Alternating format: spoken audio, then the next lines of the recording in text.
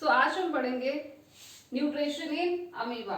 ये जो टॉपिक है बायो से रिलेटेड है और किस क्लास का है, क्लास 10th का हम जो टॉपिक पढ़ने जा रहे हैं बायो से related. What is amoeba? Amoeba is a unicellular organism.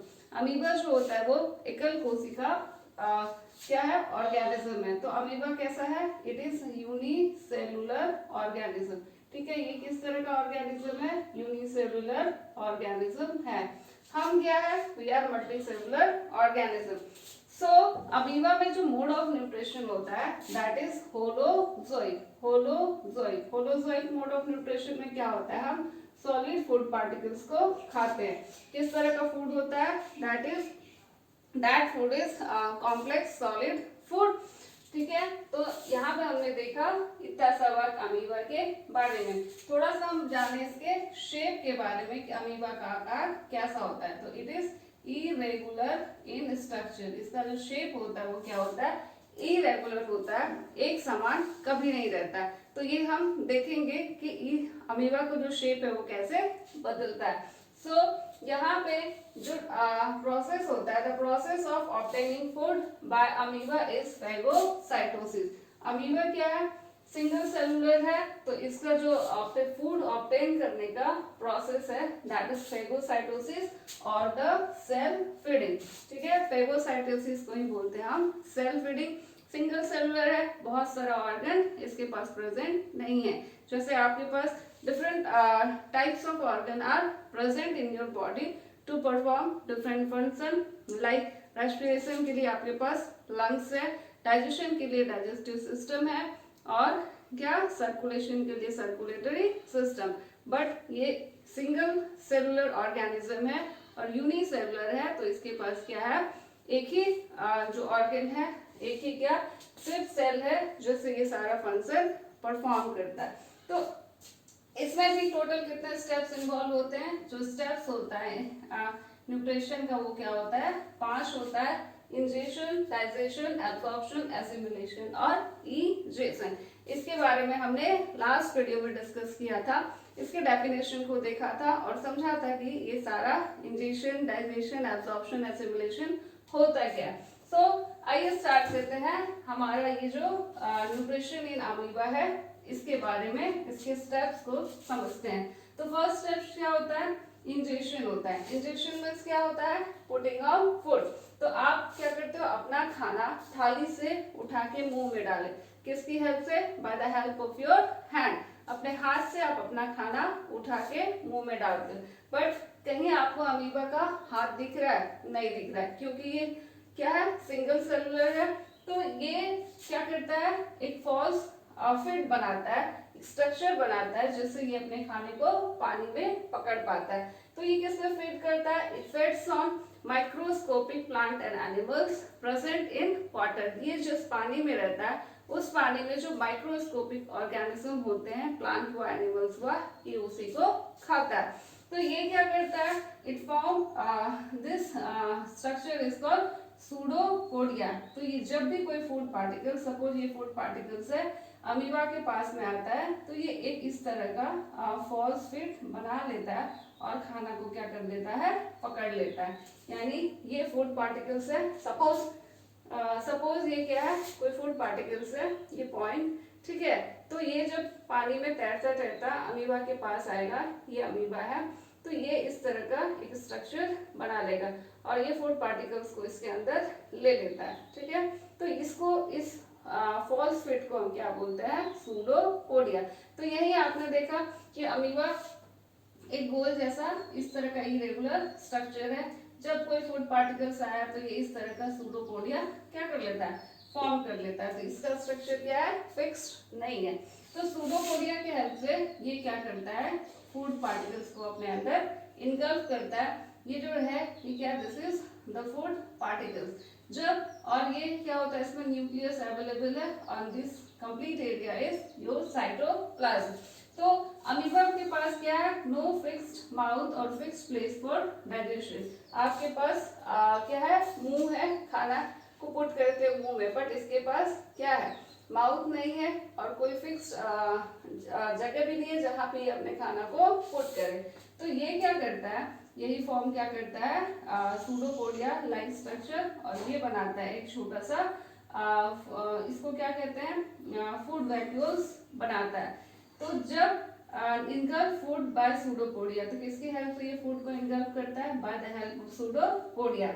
और फिर जब ये फूड को इनगल्फ करता है तो कुछ वाटर्स को भी अपने साथ ले लेता है। तो ये जो हुआ इसका क्या हो गया, this food vacuole is temporary stomach of amoeba. तो यहाँ पे जो एक गोल जैसा स्ट्रक्चर बनेगा ये फॉर्म करेगा फूड वैक्यूल्स, और यही फूड वैक्यूल्स क्या होता है, अमीबा का टेम्पोररी स्टमक होता है, पेट होता है। ठीक है, नेक्स्ट क्या होगा, एक बार ये भी फूड अपने माउथ में पुट कर लिया, माउथ नहीं ये फूड वैक्यूल्स में, तो आगे फिर क्या होगा, उस खाने का डाइजेशन होगा। तो कैसे डाइजेशन होगा, इसको एंजाइम एंटरिंग फूड वैक्यूल्स। तो ये आप देख रहे हो, ये जो कंप्लीट एरिया है दिस इज फूड वैक्यूल्स, और इसी के अंदर ये वाला जो फूड पार्टिकल्स है वो प्रेजेंट है। जब फूड आ गया फूड वैक्यूल्स के अंदर, तो अब क्या होगा, इसका डाइजेशन होगा। तो वो किसकी हेल्प से होगा, by the help of enzyme. तो अमीबा के आसपास ये जो सराउंडिंग साइटोप्लाज्म है ये क्या करेगा, कुछ एंजाइम को क्या करेगा, फूड वैक्यूल्स में क्या करेगा, रिलीज करेगा। Food is digested in food vacuoles by digestive enzyme. Digestive enzymes के हेल्प से जो खाना फूड वैक्यूल्स में है वो डाइजेस्ट होता है। Enzyme from surrounding cytoplasm enter into food vacuoles and help in chemical reaction. तो ये इसके थ्रू, ठीक है, साइटोप्लाज्म में जो एंजाइम बना है वो फूड वैक्यूल्स में एंटर करेगा और केमिकल रिएक्शन करके इस फूड पार्टिकल्स को क्या करेगा, डाइजेस्ट होने में हेल्प करेगा। उसके बाद जब एक बार डाइजेशन हो गया, हमारे में क्या था, जब खाना डाइजेस्ट हो जाता है तो स्मॉल इंटेस्टाइन का जो वॉल है उसको क्या करता है, एब्जॉर्ब करता है। तो इसमें भी खाना क्या हो गया, डाइजेस्ट हो गया। तो डाइजेशन के बाद क्या होता है, next process is absorption. Digested food in food vacuole is absorb directly into the cytoplasm bye diffusion. तो एक बार खाना डाइजेस्ट हो गया, केमिकल क्या हुआ, अंदर बाहर से अंदर की तरफ आया। अब खाना डाइजेस्ट हो गया, क्या हो गया, सॉल्युबल फॉर्म में कन्वर्ट हो गया। ये फूड पार्टिकल्स था सॉलिड, इसके ऊपर केमिकल एक्ट किया तो ये क्या बन गया, लिक्विड बन गया। तो जब ये खाना सॉल्युबल फॉर्म में कन्वर्ट हो गया तो क्या करेगा ये, अब ये क्या करेगा, पूरे अमीबा में बाहर की तरफ फैल जाएगा। किस प्रोसेस से, by the process of diffusion. Diffusion क्या होता है, जब डिफ्यूज मतलब होता है फैल जाना। तो ये जो फूड पार्टिकल्स फूड वैक्यूल्स में है वो पूरे अमीबा के हर एक पार्ट में क्या हो जाता है, फैल जाता है। और एक बार जब ये फूड जो है फूड वैक्यूल्स में चारों तरफ डिस्ट्रीब्यूट हो जाएगा तो फूड वैक्यूल्स क्या हो जाएगा, गायब हो जाएगा। यानी फूड वैक्यूल्स का कहानी यहीं तक है, उसके बाद ये डिसअपियर हो गया, यानी जो भी खाना इसके पास था सबको दे दिया और वो वहां से भाग दिया। उसके बाद क्या होगा, एसिमुलेशन। जब खाना सबको मिल गया तो अब हम क्या करेंगे, उसको यूज करेंगे। जैसे हम एनिमल्स में हमने देखा था कि एसिमुलेशन हो जाता है तो फूड क्या करता है, हमारा बॉडी यूटिलाइज करता है ग्रोथ, डेवलपमेंट एंड रिपेयर के लिए। तो अमीबा भी वही करेगा। तो अमीबा का फूड एब्जॉर्प्शन हो गया, फूड वैक्यूल्स चला गया। अब यहाँ पे आपको कोई फूड वैक्यूल्स नहीं दिखाई दे रहा, तो क्या होगा, रेस्पिरेशन के प्रोसेस से ये क्या करेगा, एनर्जी क्या करेगा, ऑब्टेन करेगा। उसके बाद क्या करता है, जो रिमेनिंग फूड हो जाता है, बच जाता है इसके पास, उसको ये यूज करके अपने सेल को रिपेयर करेगा और ग्रोथ डेवलपमेंट पे यूज करेगा। तो जैसे आप खाना खाते हो, आपका पेट भरता है तो आप क्या हो जाते हो, क्या हो जाता है, आपका पेट फूल जाता है। उसी तरह अमीबा जब खाना खा लिया यानी डिफ्यूजन हो गया, एनर्जी भी ये ऑब्टेन कर लिया रेस्पिरेशन के बाद, तब जो बचता है उसको यूटिलाइज करता है और फिर एसिमुलेटेड अमीबा जो होगा वो क्या हो जाएगा, साइज में बड़ा हो जाएगा। तो इसका आकार क्या हो जाएगा, थोड़ा सा बड़ा हो जाएगा और फिर उसी जो एसिमुलेटेड फूड होता है उसको यूटिलाइज करता है रिप्रोडक्शन के प्रोसेस में, रिपेयर के प्रोसेस में। उसके बाद यहाँ पे क्या होता है, जो फिर हमारे पास नेक्स्ट क्या हो गया, अब डाइजेशन भी हो गया, एसिमुलेशन भी हो गया। इसके पास भी हमारे और एनिमल्स के बॉडी में जो वेस्ट बचते हैं, जो डाइजेस्टेड फूड होता है वो इसके पास भी बचता है। बट जैसे आपके पास और हमारे पास और एनिमल्स के पास एनस होता है वेस्ट को बॉडी से बाहर निकालने के लिए, वैसे अमीबा के पास नहीं होता है, ना मुंह होता है और ना ही इसके पास वेस्ट रिमूव करने के लिए एनस होता है। तो ये क्या करता है, अपने जब एक बार यहाँ पे इकट्ठा हो जाता है वेस्ट, ठीक है, अनडाइजेस्टेड फूड और वेस्ट, तो ये क्या करता है, कहीं से भी रैप्चर हो जाएगा, ठीक है, कहीं से भी रैप्चर मीन्स टूट जाएगा और वहीं से ये वेस्ट को क्या कर देता है, बाहर की तरफ पानी में रिलीज कर देता है, ठीक है।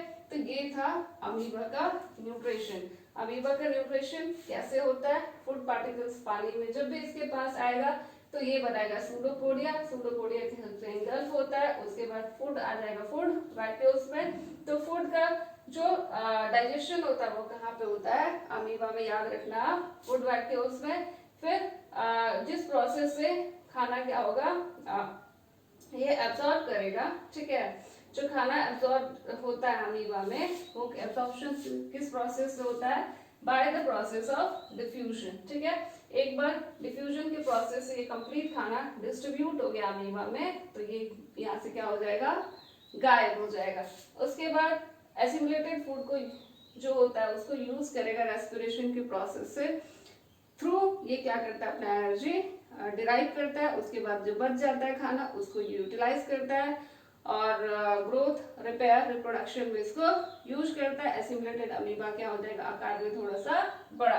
वेस्ट को थ्रो आउट करने के लिए इसके पास कोई स्पेशल पार्ट नहीं है, फिक्स प्लेस नहीं है, तो ये कहीं से भी स्प्लिट हो जाता है। जब इसके पास बहुत ज्यादा कचरा इकट्ठा हो जाता है इसके अंदर तो रैप्चर हो जाता है और वहीं से उसको बाहर की तरफ थ्रो कर देता है।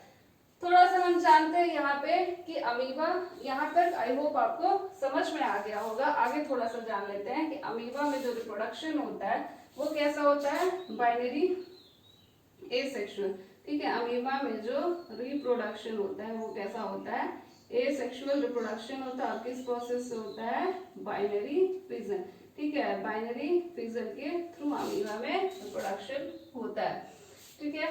आपको अगर ये इसका स्क्रीनशॉट लेना तो आप ले सकते हैं।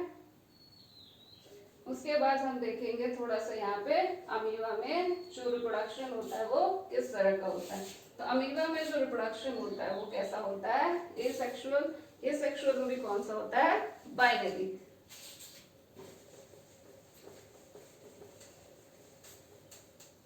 तो ये आपका एक अमीबा है, ठीक है। अमीबा में जो रिप्रोडक्शन होता है वो कैसा होता है, एसेक्सुअल, ठीक है, एसेक्सुअल रिप्रोडक्शन होता है। इसमें भी कौन सा होता है, बाइनरी, ठीक है, बाइनरी फिजन, ठीक है।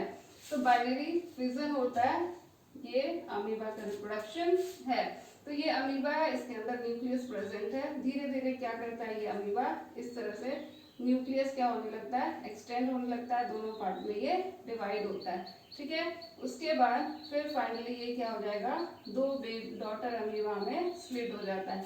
इसी को बोलते हैं हम binary fission, splitting of parents और amoeba into two daughter cell is known as what, binary fission. तो अमीबा सिंगल, ये कौन है, पेरेंट है, ठीक है, पेरेंट अमीबा है, ठीक है। जब यही अमीबा का कंटेंट दो भाग में डिवाइड होके ये दो पार्ट में टूट जाता है तो ये क्या हो जाता है, दो नया नया ये जो डॉटर सेल बना दिया, ठीक है, ये क्या बना दिया, डॉटर अमीबा, ठीक है। ये ही डॉटर अमीबा फिर से ग्रोथ डेवलप करेगा, फिर ये दो अमीबा में क्या हो जाएगा, प्रोड्यूस करेगा। तो इस तरह से इनका रिप्रोडक्शन होता है कि अमीबा का रिप्रोडक्शन बाइनरी फिजन मेथड से होता है। तो ये था आज का टॉपिक। आई होप आपको ये समझ में आया हो। अगर फिर भी कोई डाउट हो तो आप नीचे कमेंट सेक्शन में लिखें, मैं उसका रिप्लाई करूंगी। फिर नेक्स्ट वीडियो में हम देखेंगे डाइजेशन इन ह्यूमन बीइंग, बहुत ही ज़्यादा इम्पोर्टेंट टॉपिक, क्योंकि यहाँ से बहुत सारा क्वेश्चन ऐसा बनता है जो आपके एग्जाम में पूछा जाता है। सो आप इस वीडियो को अपने फ्रेंड्स के साथ शेयर करें और वीडियो पसंद आए इसको लाइक करें और सब्सक्राइब करें मेरे यूट्यूब चैनल को। जल्दी मिलते हैं हम एक नए टॉपिक के साथ, तब तक आप अपना ख्याल रखें, पढ़ाई